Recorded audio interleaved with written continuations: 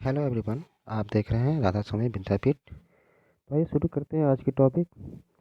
पिछले क्लास में हमने पढ़ा था भारत के अनुसूचियों के बारे में।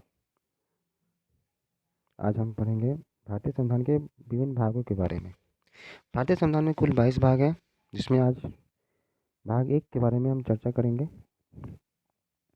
संविधान के भाग 1 में कुल 4 अनुच्छेदों का वर्णन है, जिसमें पहला अनुच्छेद संघ का नाम और राज्य क्षेत्र से संबंधित है। इस अनुच्छेद में भारत अर्थात इंडिया राज्यों का संघ होगा, ऐसा लिखा हुआ है।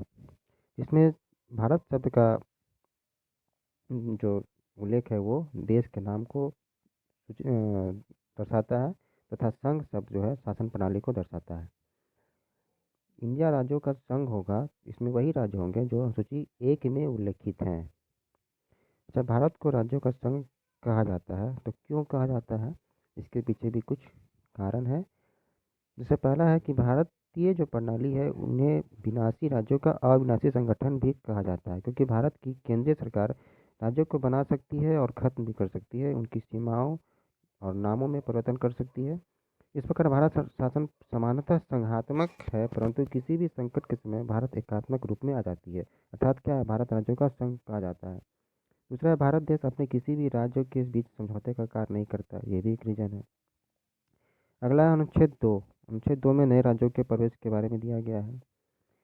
इसमें यह है कि संसद विधि द्वारा दिए गए शर्तों पर संघ में नए राज्यों की स्थापना कर सकती है। अनुच्छेद 2 के तहत संसद नए राज्यों को संघ में शामिल कर सकती है। ऐसे राज्य जो पहले से विद्यमान है तथा स्थापित कर सकती है, जो पूर्व से स्थापित है परंतु भारतीय संघ में शामिल नहीं है, उन्हें शामिल कर सकती है। तो ये शक्ति अनुच्छेद 2 के तहत संसद को मिला हुआ है।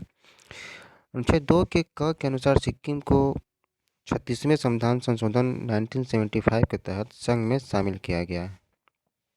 कभी कभी डेट पूछता है तो 16 मई 1975 को सिक्किम को शामिल किया गया। अनुच्छेद 3 में नए राज्यों का निर्माण तथा वर्तमान राज्यों के नाम, उनके सीमा एवं क्षेत्रों में जो परिवर्तन किए जाते हैं उनका उल्लेख किया गया है। देखिए, मूल संविधान के अनुसार इस अनुच्छेद में यही थे कि इनके नामों में, सीमाओं में, क्षेत्रों में परिवर्तन होगा, लेकिन 5वें संविधान संशोधन 1955 से इसमें 2 व्यवस्थाएं जोड़ दी गई कि राष्ट्रपति की सिफारिश के बिना राज्य के गठन, उनके सीमा और नाम में परिवर्तन से जुड़े विधेयक संसद में पेश नहीं हो सकते। दूसरा, राष्ट्रपति प्रभावित होने वाले राज्यों के विधानमंडलों को ऐसे विधेयक भेजकर उन पर राय देने के लिए निश्चित समय देगा। अच्छा, अनुच्छेद 3 के तहत जैसे कि बिहार से कुछ भाग को अलग कर दिया गया और उसका नाम झारखंड रख दिया गया, तो ये उनके क्षेत्र और सीमाओं से संबंधित है। जैसे उड़ीसा का नाम बदल के उड़ीसा रख दिया गया, तो ये नाम में परिवर्तन है, ये इसका एग्जाम्पल है। अगला, जब पंजाब को तोड़ के हरियाणा राज्य बनाया गया था और चंडीगढ़ जो संघ राज्य क्षेत्र है यानी केंद्र शासित प्रदेश है, इसका निर्माण किया जाना था, तब 18वें संविधान संशोधन 1966 के तहत अनुच्छेद 3 में कुछ चीज़ें जोड़ी गई, जैसे संसद संघ राज्य क्षेत्र का भी निर्माण कर सकती है। तो प्रश्न ये इसमें आ सकता है कि संसद को संघ राज्य क्षेत्र अथवा केंद्र शासित प्रदेशों का निर्माण करने की शक्ति किस संविधान संशोधन द्वारा मिला, तो 18वें संविधान संशोधन 1966, ये इसका उत्तर है। अगला भाग है भाग 4।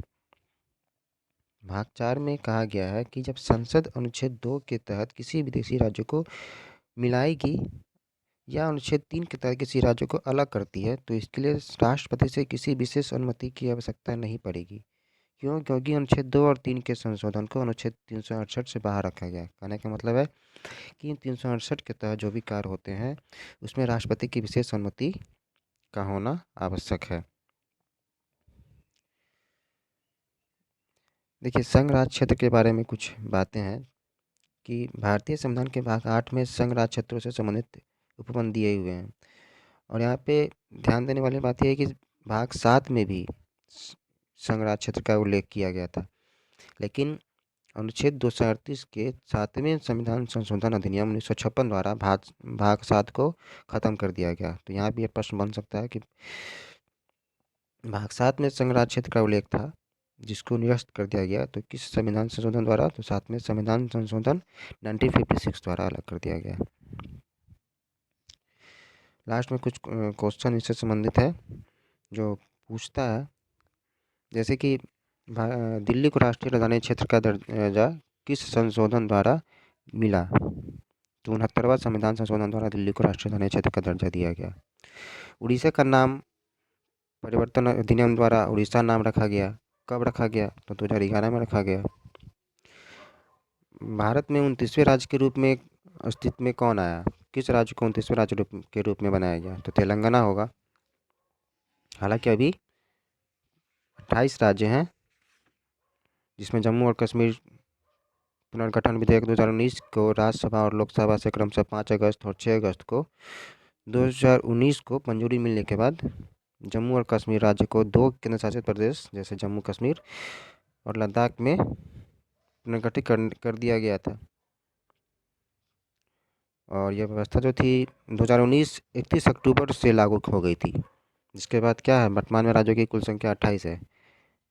तो कुल राज्य तो 28 हैं, लेकिन 29वें राज्य के रूप में भी बना था, तो वो तेलंगाना है। तो यहाँ पे मिस्टेक होने का चांस है, तो यहाँ पे ध्यान देंगे। आज की क्लास यहीं समाप्त होती है।